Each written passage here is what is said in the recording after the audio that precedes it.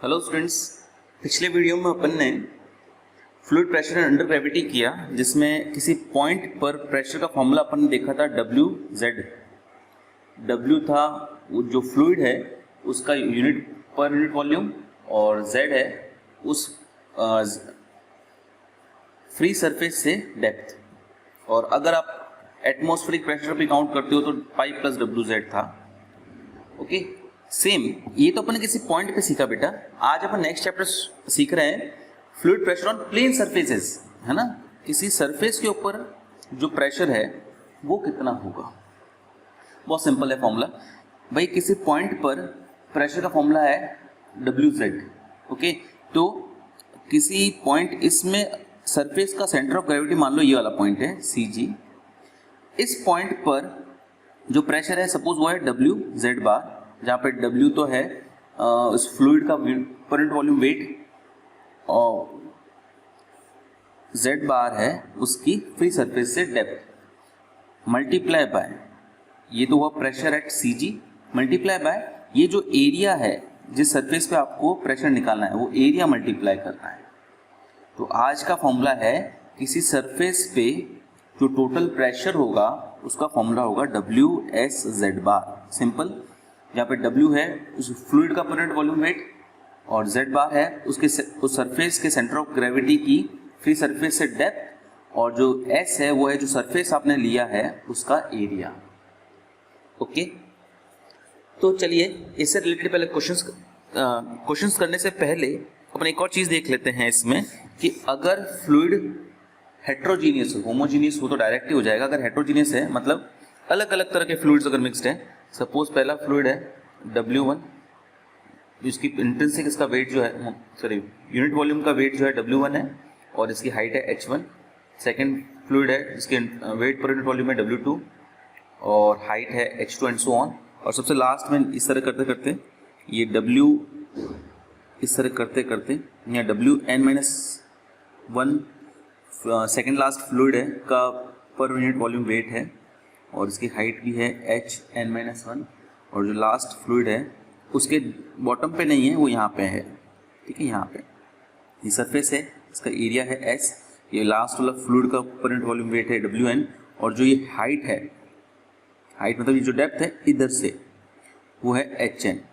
तो इस सरफेस के ऊपर जो टोटल प्रेशर आएगा वो आएगा W1H1 S भी आएगा इधर, W2H2S, W3H3S, इस तरह करते करते WN-1 HN-1 S भी आएगा सब जगह, S कॉमन ले रहा हूँ मैं, और लास्ट में WNHN।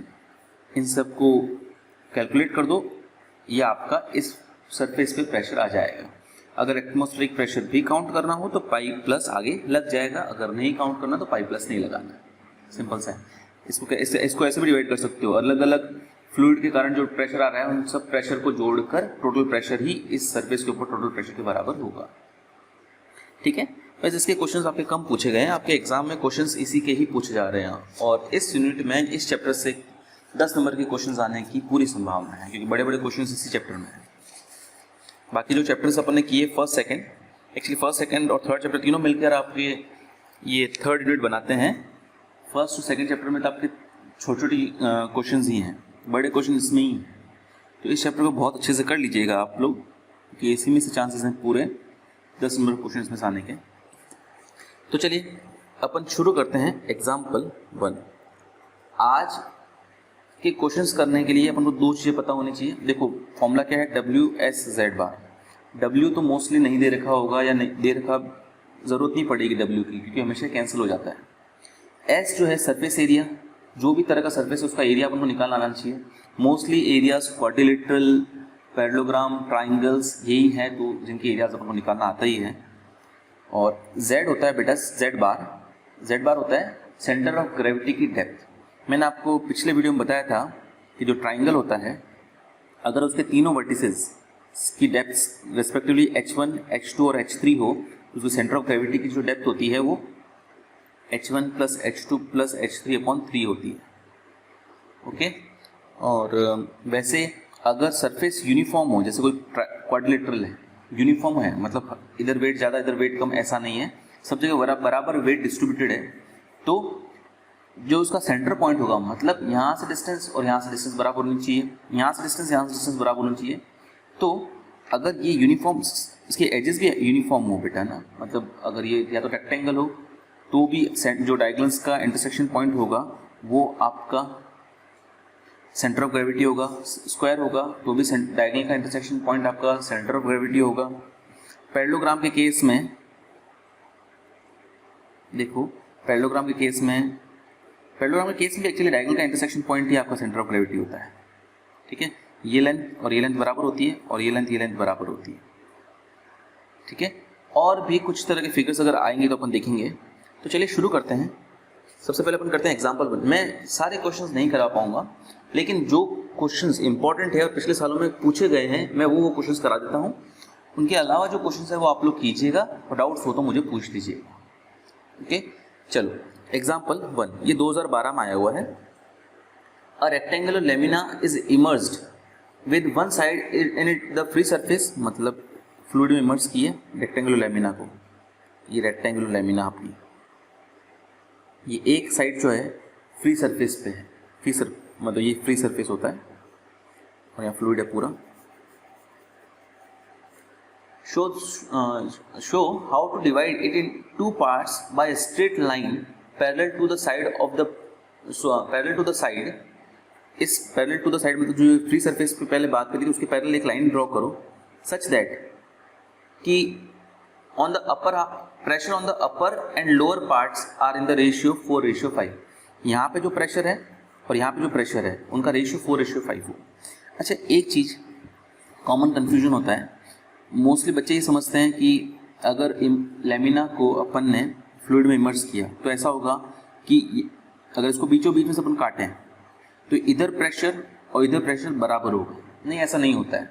इसका रीज़न ये है कि अगर ऐसा होता कि प्रेशर हर जगह इक्वली डिस्ट्रीब्यूटेड होता, देखो ये जो लेमिना का सेंटर ऑफ वेट है वो हर जगह इक्वली डिस्ट्रीब्यूटेड भले हो, लेकिन जो प्रेशर है वो इक्वली डिस्ट्रीब्यूटेड नहीं होता है।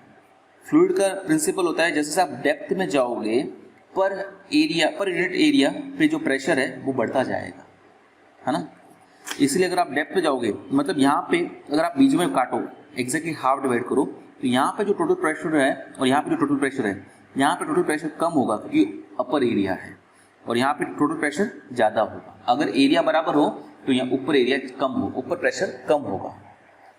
अगर आपको प्रेशर बराबर डिवाइड करना है तो ऑब्वियस सी बात है नीचे का एरिया कम करना पड़ेगा। नीचे का एरिया अगर कम लोगे, क्योंकि पर यूनिट एरिया प्रेशर ज़्यादा है, यहाँ पे पर यूनिट एरिया प्रेशर कम है, तो प्रेशर इक्वेट करने के लिए ऊपर आपको एरिया ज़्यादा लेना पड़ेगा। चलो ये चीज़ तो ध्यान रखना आप लोग। अभी ये चीज़ नहीं है, अभी एक्चुअली आपको ये बोला है कि प्रेशर का जो रेशियो है दैट शुड बी इक्वल, नहीं बोला है, 4:5 बोला है। एक काम करता हूँ, मैं नेमिंग करता हूँ ABCD, ये रेक्टेंगल हो गया। EF एक लाइन है जो अपना रिजल्टेंट जो प्रेशर रिक्वायर्ड है, एरिया जो रेशियो जो रिक्वायर्ड है उसमें डिवाइड कर रहा है। ऐसे मैं लिख लेता हूँ, let EF divides ABCD such that pressure at ABFE upon pressure at EFCD, मतलब इस पे प्रेशर और इस पे प्रेशर का जो रेशियो है वो 4:5 होता है। तो अपन को ये EF की पोजीशन बतानी है, मतलब एक्चुअली अपन को इसकी डेप्थ बतानी है। EF को किस लाइन पे, हॉरिजॉन्टल लाइन होगी ऑब्वियसली, किस डेप्थ पे ड्रॉ करें कि इधर प्रेशर और इधर प्रेशर का जो रेशियो है वो 4:5 होता है। तो एक काम करते हैं अपन, रेक्टेंगुलर की ये वाली एज जो मान लेते हैं AD वो मान लेते हैं A, और ये EF की जो डेप्थ है वो मान लेते हैं अपन X, ओके। देखें रेक्टेंगल अपन को आपको मैंने क्या बताया था, 3 चीज़ें चाहिए, W, S और Z बार। W तो मैंने बताया था इसका यूज़ नहीं होता, 2 ही चाहिए mostly. S area of rectangle सबको पता है, लेंथ इनटू ब्रेथ होता है। Z bar centre of gravity, भाई रेक्टेंगल का सेंटर ऑफ ग्रेविटी, देखो ये भी रेक्टेंगल ही बना है और ये भी रेक्टेंगल ही है और ये भी रेक्टेंगल है। रेक्टेंगल का सेंटर ऑफ ग्रेविटी जो है वो बीचों बीच में होगा, मतलब इसके डायगोनल का इंटरसेक्शन पॉइंट मान लो, या इसका ABFE की बात करें, टोटल डेप्थ x है तो सेंटर ऑफ ग्रेविटी की डेप्थ x/2 होगी। इस ABCD की बात करें, टोटल डेप्थ ए है तो सेंटर ऑफ ग्रेविटी की डेप्थ होगी a/2, वैसे इसकी ज़रूरत नहीं है अपन को। EFCD की बात करें तो EFCD की ये वाली डेप्थ है, ये वाली विड्थ a-x, तो सेंटर ऑफ ग्रेविटी की यहाँ से जो डेप्थ है वो होगी a-x/2। मतलब ये जो EFCD है इसका फ्री सरफेस से सेंटर ऑफ ग्रेविटी की जो डेप्थ होगी ये वाली, ये कितनी होगी बेटा, x प्लस ये तो ये डिस्टेंस होगी x और ये वाली a-x/2, ये होगा x plus a-x/2। Two LCM 2x plus a-x, ये होगा x plus a/2, x plus a या a प्लस x, ये वाली जो डेप्थ है वो आ जाएगी a प्लस x/2। तो ये तो हो गया सॉल्व। प्रेशर एट ABFE, अच्छा ये a जो है ये अपना आंसर ये अपने सॉल्यूशन में रह सकता है। बुक वाले ने ये लेंथ b मानी है बेटा, तो बुक वाले ने b छोड़ा है, क्वेश्चन में तो नहीं दिया हुआ है, ठीक है। चलो अपन ये लेंथ a मानी है ना, बुक वाले ने ये b मानी है और ये a मानी है, इसकी ज़रूरत नहीं थी इसलिए मैं इसको माना ही नहीं b को। चलिए W weight per unit volume, जो फ्लूइड का वेट पर यूनिट वॉल्यूम है W रहने देते हैं। ABFE की बात हो रही है तो फॉर्मूला क्या था, WSZ बार। S क्या होगा, area of ABFE into Z बार। जो ABFE है उसका सेंटर ऑफ ग्रेविटी ये रहा, उसकी डेप्थ ये मैंने अभी बताया आपको x/2 होगी अपॉन W इंटू, अब बात हो रही है EFCD की, area of EFCD into EFCD का जो सेंटर ऑफ ग्रेविटी है ये रहा, इसकी डेप्थ ये अपन ने पता करी थी भी a plus x/2 equals to 4/5। जैसा मैंने कहा था W यूजलेस होता है, कट जाता है बार बार, तो W तो कट गया। एरिया ऑफ, अगर कभी कभी नहीं कटता है तो उस केस में आपको क्वेश्चन में दे देंगे W है। चलो नेक्स्ट ABFE का एरिया रेक्टेंगल है, रेक्टेंगल का एरिया होता है लेंथ इंटू ब्रेथ। अच्छा मुझे फिर ये मानना ही पड़ेगा, मैं ये लेंथ मान लेता हूँ b। ध्यान रखना बुक में ये लेंथ a और ये b माना है, मैंने उल्टा मान लिया, मैंने इसको b और इसको a मान लिया। चलो तो एरिया ऑफ ABFE कितना होगा, लेंथ इंटू ब्रेथ, लेंथ है b और ब्रेथ है x, bx और ये x/2 as it is upon EFCD का एरिया क्या होगा, ये लेंथ b और हाइट है a-x, b into a-x into a plus x/2 इसको टू 4/5, b से b कट गया अपॉन 2 से अपॉन 2 भी कट जाएगा, ऊपर होगा x², नीचे होगा a² माइनस x² इसको टू 4/5, क्रॉस मल्टीप्लाई करोगे तो 5x² इसको to 4a² minus 4x², 9x² इसको टू 4a², तो x को आ जाएगा 2a/3। मतलब in order to divide the total pressure on ABCD in 4:5, you need to draw a line at 2/3 of the depth of the total this height rectangle। अगर ये length A है तो तुमको 2/3 of A पे की depth पे ये line draw करनी पड़ेगी, सो दैट इसके ऊपर प्रेशर और इसके ऊपर प्रेशर का जो रेशियो है वो 4:5 हो जाए। बस इसको लैंग्वेज में आप लिख देंगे, ये क्वेश्चन कंप्लीट होता है। सिंपल है, बस इस फॉर्मूला पे बेस्ड है और एडिशनली आपको एरिया निकालना आना चाहिए और सेंटर ऑफ ग्रेविटी की डेप्थ निकालने आनी चाहिए। कुछ क्वेश्चंस करा रहा हूँ मैं, इससे आपको आइडिया हो जाएगा कि कैसे सेंटर ऑफ ग्रेविटी और कैसे सेंटर ऑफ ग्रेविटी की डेप्थ कैसे निकाली जाती है और एरिया कैसे, एरिया तो चलो आपको आता ही होगा। एग्जाम्पल 2 ये इंपॉर्टेंट है, 2007 में और 2011 में 2 बार आया हुआ है। क्या बेटा, find the pressure on rectangular lamina immersed in a fluid whose sides are A and B, the side A being horizontal at depth C below the surface and the plane of the rectangle being inclined at an angle theta। Interesting question है। देखो rectangle जो है वो थोड़ा सा इस तरह से था, उसको टिल्ट कर दिया गया है। रेक्टेंगल को थोड़ा सा इस तरह से है रेक्टेंगल, मैं आपको इस वीडियो में बताना थोड़ा मुझे मुश्किल होगा मेरे लिए, तो थोड़ा सा टिल्ट कर दिया गया, टेढ़ा कर दिया गया है, तो ज़्यादा कुछ फ़र्क नहीं पड़ेगा। एक ही चीज़ इंपॉर्टेंट है जो फ़र्क पड़ेगा कि सेंटर ऑफ ग्रेविटी जो है उसकी डेप्थ चेंज हो जाएगी। जैसे ये एच ए तो हॉरिजॉन्टल रखी गई और ये एच बी, जब उसको टिल्ट करोगे तो ये डेप्थ एक्चुअली थी बी, लेकिन टिल्ट करने पर सपोज टिल्ट कर दिया, मैं ऐसे टिल्ट करके बताता हूँ, आपने टिल्ट कर दिया, ये ध्यान रखना इस तरह से टेढ़ा नहीं हुआ है, 3D डायग्राम इस तरह से टेढ़ा हुआ है, ठीक है। तो ये जो टेढ़ी वाली लाइन था ना, ये हो जाएगी b/2, मतलब टोटल एज है ना, ये वाली b होगी, तो ये आधी जो होगी b/2 होगी। तो ये जो डेप्थ होगी वो होगी, सपोज ये एंगल थीटा, ये आपको दिया हुआ थीटा एंगल पे टिल्ट किया है, ये एंगल जो है ना थीटा है, तो ये जो डेप्थ होगी वो होगी b/2 cos theta. Okay, obvious सी बात है, देखो ये अगर इस तरह से हो तो ये आधी डेप्थ जो है, आप समझ पा रहे होंगे इसको, ये b/2 है। जब इसको टिल्ट करोगे तो अब ये लेंथ जो है ना बेटा वो b/2 है इंक्लाइन, लेकिन ये जो वर्टिकल डेप्थ जो होगी ना वो b/2 cos थीटा होगी। ओके, अब क्वेश्चन क्या बोलता है, find the pressure on the rectangular lamina immersed in liquid. ये पूरे पे रेक्टेंगुलर लेमिना पे फ्लूइड आपको प्रेशर निकालना है, तो ये तो इजी है। प्रेशर का क्या फॉर्मूला बेटा, WS/Z बार।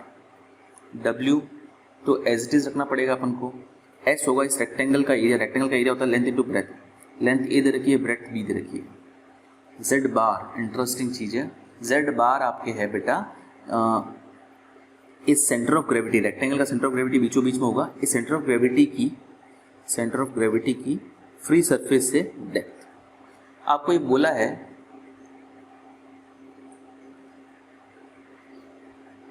कि ये जो रेक्टेंगल है इसके जो रेक्टेंगल C डेप्थ पे है, मतलब फ्री सरफेस से जो डेप्थ है वो C है, मतलब सेंटर ऑफ ग्रेविटी की जो टोटल फ्री सरफेस से डेप्थ होगी वो C plus b/2 cos theta होगी, मतलब Z बार आपका होगा C plus b/2 cos theta.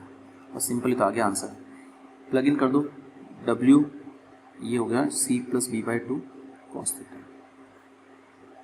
1/2 बाहर निकाल दो, AB 2C plus B cos theta will be your final answer. Simple था, थोड़ा सा बस आपको लैंग्वेज लिखनी पड़ेगी जो मैंने बताई कि इंक्लाइंड है, तो अगर ये h b/2 है तो ये h b/2 cos थीटा होगी एंड सो ऑन। जो भी मैंने आपको समझाया वो आपको लिखना, भाई लैंग्वेज लिखनी पड़ेगी, क्योंकि क्वेश्चन ये वाला तो चलो छोटा था, 5 मार्क्स में आएगा, पर इतने से करने के लिए 5 मार्क्स नहीं देगा वो आपको लैंग्वेज थोड़ी लिखनी पड़ेगी। जो आपको मैं समझा रहा हूँ अभी वही लैंग्वेज आपको लिखनी है, आपकी बुक में लैंग्वेज लिखी हुई है, आप उसकी हेल्प भी ले सकते हैं। चलिए नेक्स्ट करते हैं एग्जाम्पल 3, ये भी आया हुआ है।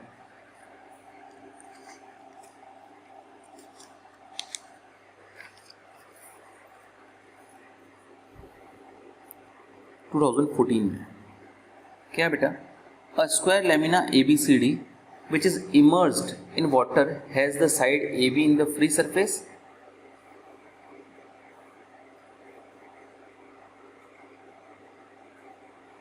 and draw a line BE to a point E on CD पे एक पॉइंट लिया E such that BE को ड्रॉ किया such that pressure on two portion into which it divides the lamina may equal।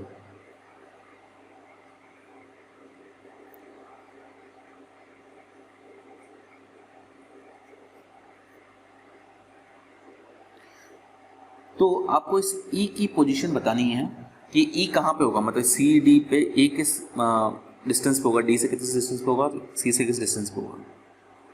तो चलिए शुरू करते हैं। आपको क्या बोला है, pressure at BEC is equals to triangle BEC is equals to pressure at ABED। ये ट्रेपेजियम है भाई, ये दोनों साइड्स पैरेलल है और ये साइड नॉन पैरेलल, ट्रेपेजियम है।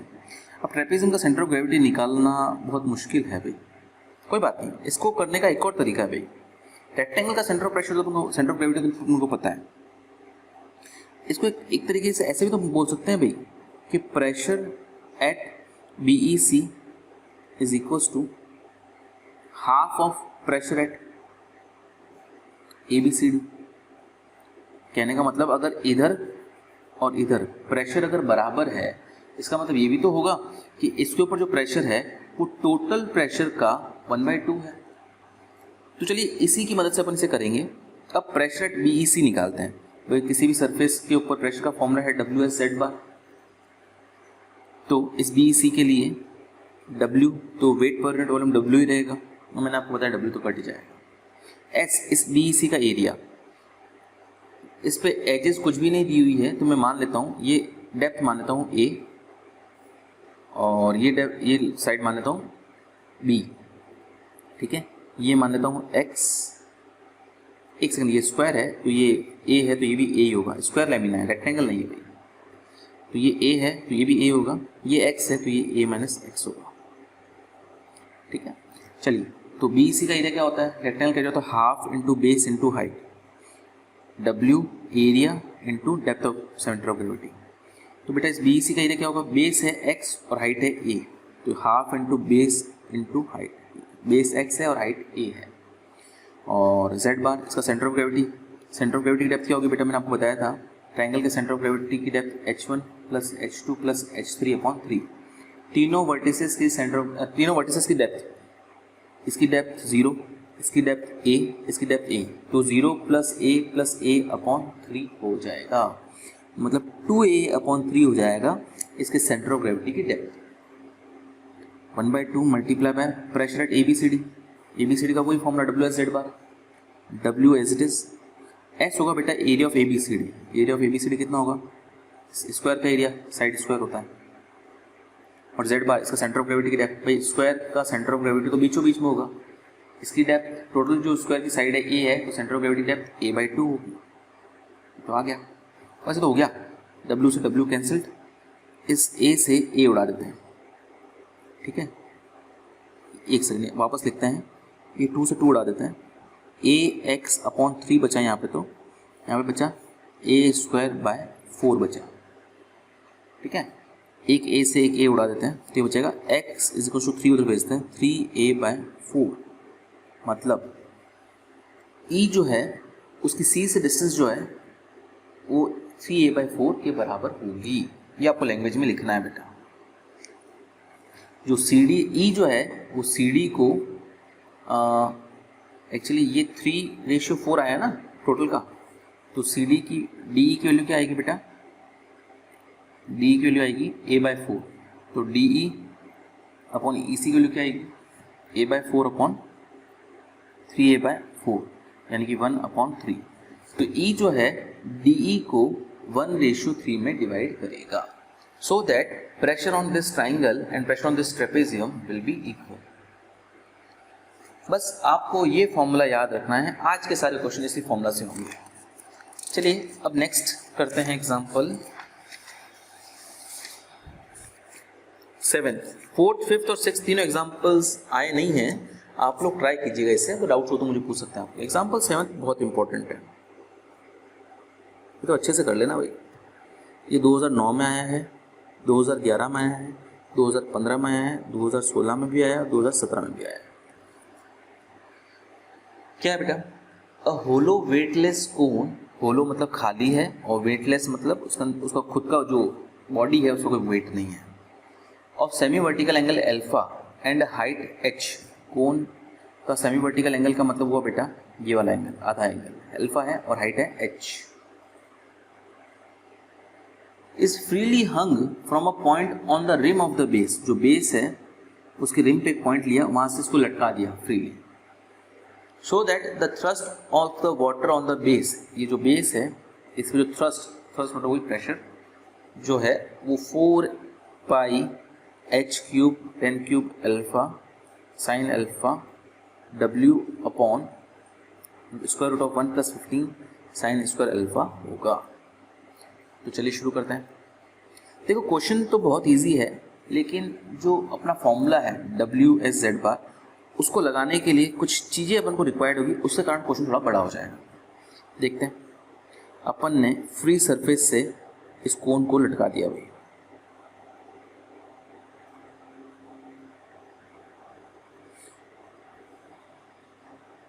एक चीज़ आप ध्यान रखना बेटा, कभी भी किसी भी ऑब्जेक्ट को अगर आप किसी पॉइंट से लटकाओगे तो उसका सेंटर ऑफ ग्रेविटी जो है वो जो फिक्स्ड पॉइंट है उसके एग्जैक्टली नीचे आएगा, ऐसा ज़रूरी है, ऐसा हमेशा होगा, ठीक है। तो सेंटर ऑफ ग्रेविटी जो है वर्टिकली एकदम बिलो आएगा to this fixed point, fixed point को अपन मान लेते हैं B, ये A, ये डायमीटर और ये C, रेडियस मान लेते हैं R, ये भी R, ये ऑब्वियसली H होगा। अच्छा, जो होलो कोन होता है, इसका सेंटर ऑफ ग्रेविटी की जो डेप्थ है वो 3h बाई ऊपर से 3h/4 होती है। ये ध्यान रखना है आपको, कुछ चीज़ें हैं मैं बता रहा हूँ वो आपको याद रखनी है।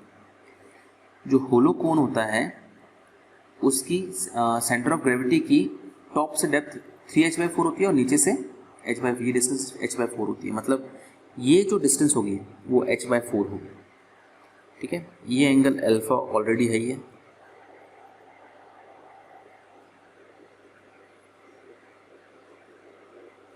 अपन ये मान लेते हैं ये जो एंगल बना रहा है ये एंगल थीटा है। ये जो बेस है वो इस वर्टिकल से एंगल बना रहा है थीटा। तो अपने फॉर्मूला क्या होगा बेटा, ये रफ है, प्रेशर एट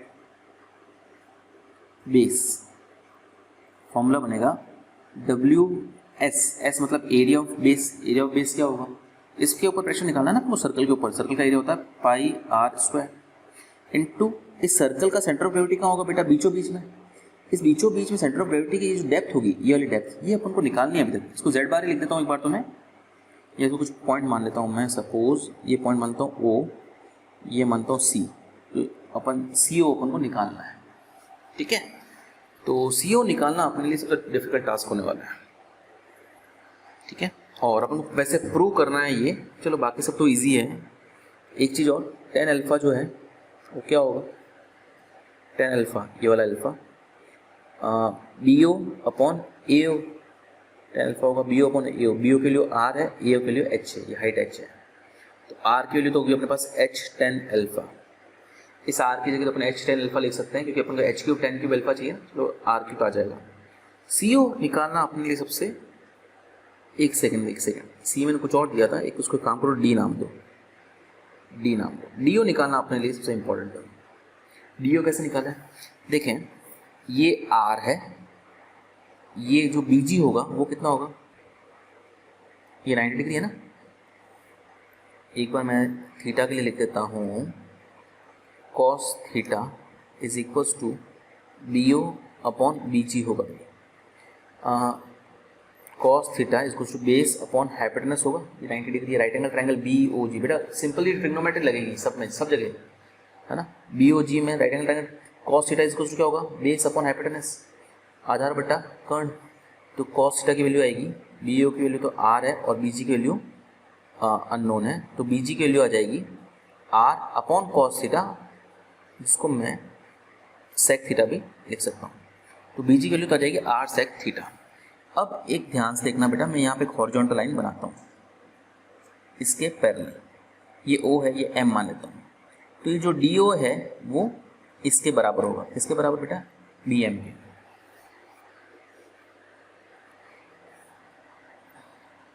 अपन को अब BM की वैल्यू निकालनी है।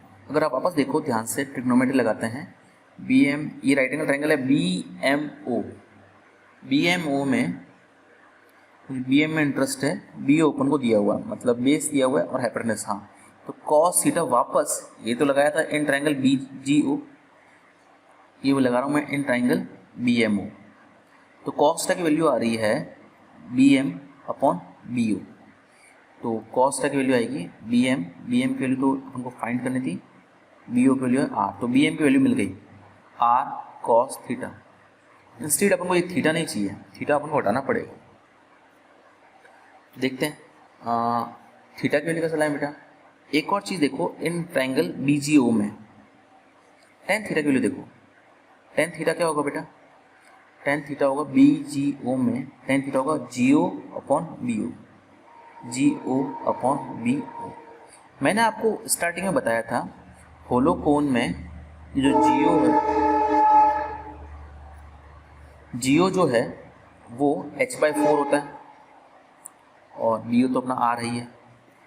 तो tan थीटा अपने पास आ जाएगा h/4R। एक सेकेंड, यहाँ से वापस देखो, R/h जो है वो था tan अल्फा, तो यहाँ पे मैं R/h है ना, इसको क्या लिख सकता हूँ, tan theta will be equal to 1/4 tan alpha. तो tan अल्फा की वैल्यू आ जाएगी मेरे पास 1/4 tan, नहीं tan अल्फा की नहीं, tan थीटा की वैल्यू चाहिए। ठीक है, तो चलो वैल्यू प्लग इन करते हैं, W into pi r square, r की जगह मैं लिख देता हूँ, आर की जगह लिखता हूँ h tan alpha, r square हो जाएगा h square tan square alpha. D O की जगह लिख देते हैं अपन बी एम, डी ओ की जगह अपन लिख देते हैं बी एम, जैसा कि मैंने आपको डायग्राम में बताया था, डी ओ और बी एम सेम होगा, ये दोनों पैरेलल लाइन, ये दोनों पैरेलल लाइन, इसलिए W pi H square tan square alpha, B M की जगह लिख सकता हूँ मैं आर कॉस थीटा, ठीक है। तो W pi H square tan square alpha, भाई आर की जगह वापस क्या लिख सकता हूँ मैं, एच टेन अल्फ़ा। तो एक काम करो, ये एच भी क्यूब हो जाएगा, टेन अल्फ़ा का भी क्यूब हो जाएगा। कॉस थीटा की जगह मैं वन अपॉन सेक थीटा यानी square root of one plus tan square theta लिख सकता हूँ। मैंने ऐसा क्यों लिखा, क्योंकि टेन थीटा की मेरे पास वैल्यू है, कॉस थीटा होता है one by sec theta, sec theta होता है square root of one plus tan square theta, बस आ गया। Four pi H cube tan cube alpha one upon square root of one plus tan theta के लिए four, one upon four tan alpha, तो one upon square भी है ना, 16 tan square alpha. ये हो जाएगा W pi H cube tan cube alpha, और ये 16 एलसीएम आएगा ऊपर जाके 4 tan alpha upon square root of 16 tan square alpha plus one हो जाएगा। लेकिन अपन को चाहिए क्या, 1 प्लस 15 साइन स्क्वायर अल्फ़ा, बस थोड़ा सा ट्रिग्नोमेट्री लगा के आ जाएगा इजीली ना। देखना मैं क्या कर रहा हूँ,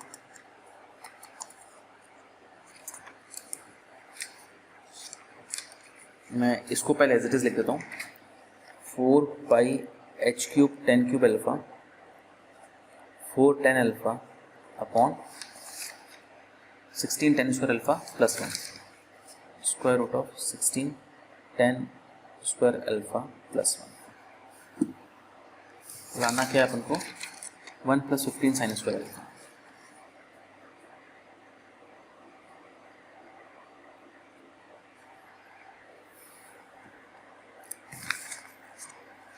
एक्चुअली मुझे काम करना चाहिए था,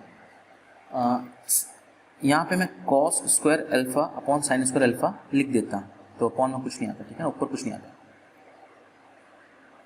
ये साइन अपन कॉस होता है ना बेटा, तो कॉस ऊपर चला जाएगा, साइन 16 नीचे आएगा। आई होप आपको समझ में आ रहा है। कॉस स्क्वायर अल्फ़ा ये हो जाएगा 4 pi H cube tan cube alpha 1 upon square root of 1 plus cos square alpha upon 16 sine square alpha था। ये एलसीएम ले लो और इस ऊपर भेज दो, 4 pi H cube tan cube alpha, ये एलसीएम लेकर ऊपर जाएगा ना, तो ये 4 साइन अल्फ़ा ओनली, क्योंकि स्क्वायर रूट लग के गया, और नीचे हो गया 16 sine square alpha plus cos square alpha. बेटा 16 साइन स्क्वायर अल्फ़ा को 15 साइन स्क्वायर अल्फ़ा अलग कर दो, साइन स्क्वायर अल्फ़ा अलग कर दो, 4 4 16 pi H cube tan cube alpha sine alpha square root of एक साइन स्क्वायर अल्फ़ा और एक कॉस स्क्वायर अल्फ़ा 1 हो जाएगा, बचा 15 sine square alpha as it is. ये गलती से मैंने 4 लिख दिया था, 4 यहाँ नहीं था, ठीक है, W था, तो बस आ गया आपका 4W pi H cube tan cube alpha sine alpha upon square root of 1 plus 15 tan sine square alpha. Okay बेटा, तो एक्चुअली फॉर्मूला तो वही लग रहा है WS/Z बार, बस आपको इनकी वैल्यूज लाने के लिए मशक्कत करनी पड़ रही है, सिंपल ट्रिग्नोमेट्री लगानी पड़ रही है, और आपका आंसर प्रूव हो रहा है। तो इस क्वेश्चन को अच्छे से कर लीजिएगा, ये काफ़ी बार आया हुआ है।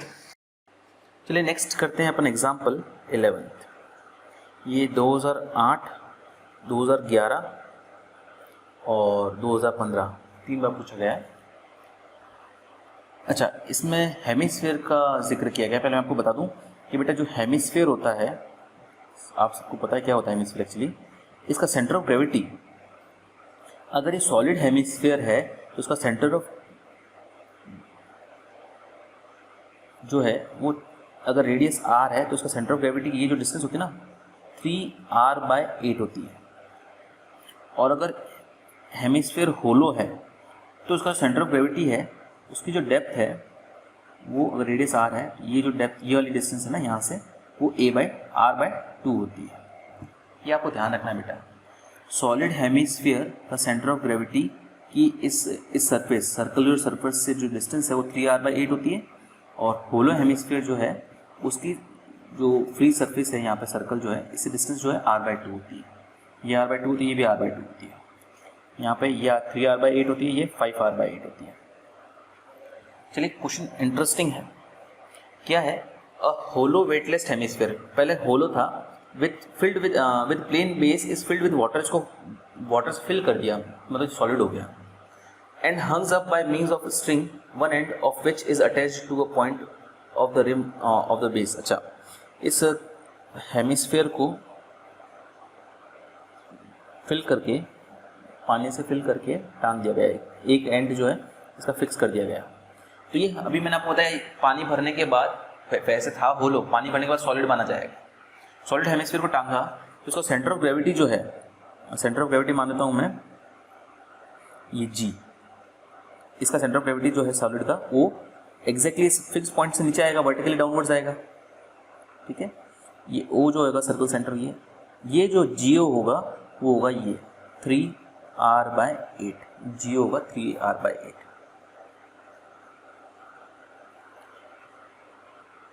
Prove that the whole pressure on the curve surface area, इस कर्व सरफेस एरिया पे होल प्रेशर और प्रेशर ऑन इट्स बेस, मतलब सर्कल पे प्रेशर का जो रेशियो 19:8 होगा, ठीक है। आपको प्रूव क्या करना है, निकालना क्या है actually, whole pressure on C S upon whole pressure on base, इसका जो रेशियो है 19:8 निकालना है। चलिए देखते हैं बेटा, whole pressure on curve surface area, pi into curve surface area का, कर्व सरफेस होता है का एरिया होता है 2πr²। रेडियस इस बार अपन को दे रखी है, नहीं दे रखी है, ए मान लेते हैं अपन, तो 2πa² होगा, और इसका सेंटर ऑफ ग्रेविटी, अच्छा इस कर्व सरफेस एरिया का सेंटर ऑफ ग्रेविटी कहाँ होगा, यहाँ पे, इसको अपन मान लेते हैं G'। मैंने आपको बताया जो G' होगा ओ G' या G', ये a/2 होगा, ये जो डेप्थ है वो a/2 होगा। इस सेंटर ऑफ ग्रेविटी की अपन को डेप्थ, ये फ्री सरफेस, ये हॉरिजॉन्टल है जहाँ पे फिक्स्ड बांधा हुआ है, इससे अपन ये वाली डेप्थ मान लेते हैं b, ये bG' अपन को निकालना है, bG' अपॉन पाई इंटू, इस पे एरिया, इस पे प्रेशर कितना होगा बेटा, पाई गलत लिख रहा हूँ मैं, W लिखना था, WSZ बार, WSZ बार, W की जगह W, S की जगह एरिया लिख दिया, Z बार की जगह सेंटर ऑफ ग्रेविटी की डेप्थ लिख दी। सिमिलरली इस सर्कल का बेटा WSZ बार क्या होगा, W की जगह W, S मतलब एरिया ऑफ इस बेस होगा, πa² और Z बार इसको सेंटर ऑफ ग्रेविटी की डेप्थ, ये सेंटर, इस सर्कल का सेंटर ऑफ ग्रेविटी तो ऑब्वियसली ये होगा सेंटर, इसकी डेप्थ मान लेते हैं अपन सपोज इसी CO निकालनी है, तो W से W तो कट गया, πa² से πa² भी कट गया, ट्वाइस ऑफ BG और CO, बस इनकी वैल्यूज निकाल के आप प्लग इन करनी है, अपन को 19:8 मिल जाएगा। तो चलिए निकालते हैं, ये वाला एंगल अपन मान लेते हैं थीटा, ये एंगल भी ऑब्वियसली थीटा होगा, CO तो बहुत इजीली निकल जाएगा, ये एंगल 90 डिग्री है ना, CO तो निकल जाएगा आपका, ये A है, ये थीटा है, तो ये हो जाएगा A cos थीटा, ठीक है बेटा, सिंपली ट्रिग्नोमेट्री से निकल गया। अब बारी आती है BG' की, एक काम करें इसको डिवाइड करते हैं, इसको अपन एक वर्टिकल लाइन बना देते हैं, सॉरी हॉरिजॉन्टल लाइन, ये 90, ये M हो गया, BG' इसके बराबर होगा बेटा BM प्लस MG' के, ये एंगल थीटा है, ये 90 है, तो ये एंगल 90 माइनस थीटा होगा बेटा, ये एंगल 90 है, तो लीनियर पेयर्स एंगल से ये आएगा थीटा, ठीक है। अब मैंने आपको बताया G', ये डिस्टेंस कितनी होगी बेटा, ये r/2 है, या ये माना है ना अपन इस बात को, ये a/2 है और ये 3a/8 है, तो उनको अगर इनको सब्ट्रैक्ट करूं तो मुझे G' की वैल्यू मिलेगी a/8, ठीक है। तो MG' की वैल्यू ट्रिग्नोमेट्री से मुझे मिल जाएगी, MG' की वैल्यू मुझे ट्रिग्नोमेट्री से मिल जाएगी a/8 साइन थीटा। बेटा इससे निकालना थोड़ा मुश्किल हो रहा है, एक काम करते हैं, यहाँ पे हॉरिजॉन्टल लाइन बना के यहाँ पे हॉरिजॉन्टल लाइन बनाते हैं। थोड़ा ध्यान से देखना डायग्राम को, ये और एम यहाँ मार्क कर देते हैं। तो बी जी डैश क्या होगा, B M plus M G dash, ठीक है, ये 90 डिग्री ऑब्वियसली। तो एम जी डैश बहुत इजीली निकल जाएगा, ये a/2 है ना, और तो और ये एंगल होगा थीटा, तो एम जी डैश निकल जाएगा, सॉरी ये वाला नहीं, ये वाला एंगल थीटा होगा, ये थीटा होगा, तो ये एम जी डैश निकल जाएगा a/2, ये a/2 है और ये थीटा है ना बेटा, तो a/2 साइन थीटा निकल जाएगा। थोड़ा काटाछाटी हो गई पर ये बहुत सिंपल ट्रिग्नोमेट्री है। एक्चुअली मैंने ये एंगल 90 माइनस थीटा मार्क पहले गलत कर देता, ये एंगल थीटा था, ये एंगल ये थीटा, ये 90, ये भी नहीं, ये 90 माइनस थीटा होगा और ये 90 वापस, तो ये एंगल थीटा आएगा। आप डायग्राम रीड्रॉ करके इजीली देख सकेंगे। तो ये आएगा एम जी डैश, तो आएगा a/2 साइन थीटा, और ये एंगल थीटा है, सॉरी ये एंगल 90 है, ये थीटा है। तो ये वाली जो लेंथ है, ये सपोज n नाम देते हैं, ए एन जो है वो होगा a cos थीटा, तो बी एम भी जो है वो a cos थीटा ही होगा। तो ये वाली वैल्यू अपन इसमें रख देते हैं, बी जी की वैल्यू आ गई a cos theta plus a/2 sine theta, और सी ओ की वैल्यू आ जाएगी a cos थीटा। अगर ऊपर भी a cos थीटा से डिवाइड कर दें, नीचे भी a cos थीटा से डिवाइड कर देंगे, तो ये हो जाएगा a, ये तो कट जाएगा 1/2 tan थीटा। tan थीटा की वैल्यू अपन को निकालनी पड़ेगी। tan थीटा की वैल्यू तो अपन इजीली निकाल सकते हैं इन राइट ट्राइंगल AGO, इस वाले राइट एंगल ट्राइंगल में बेटा tan थीटा क्या होगा, GO अपॉन AO। GO का मतलब 3a/8, ये अपन स्टार्टिंग में देख चुके हैं, और AO के लिए a से कट जाएगा, ये आएगा 3/8। तो अगर tan थीटा के लिए अपन 3/8 रखते हैं, तो 1 + 1/2 3/8, ये होगा 1 मल्टीप्लाई बाय 2 मल्टीप्लाई बाय 3/16 है ना, ये होगा 19/16, ये 2 से 16 कटेगा, ये आएगा 19/8 आ गया, हैंड्स प्रूफ। ओके बेटा, तो कई बार आपको ऐसा देखना पड़ेगा कि कैसे हॉरिजॉन्टल लाइन लेके अपना जो रिक्वायर्ड डिस्टेंस है वो मिल जाए। ये नॉर्मल ट्रिग्नोमेट्री से आपको मिल जाता है। इसी तरह के काफ़ी सारे क्वेश्चंस आपको एग्जांपल्स में दिए हैं, आपको सारे एग्जांपल्स करने हैं। और एक्सरसाइज में आपको फर्स्ट क्वेश्चन 2014 में आया हुआ है, फोर्थ क्वेश्चन 2019 में आया हुआ है, और फिफ्थ क्वेश्चन 2016 में आया हुआ है। ये तीनों क्वेश्चन आपको करने हैं, बाकी कोई क्वेश्चन नहीं आया है। सारे एग्जाम्पल्स और कुछ इसमें जो पिछले सालों में आए वो क्वेश्चंस आप ज़रूर कर लें, क्योंकि इनमें से ही इस बार आने के चांसेस हैं। आज के लिए इतना ही, नेक्स्ट वीडियो में अपन नेक्स्ट यूनिट शुरू करेंगे। Thank you.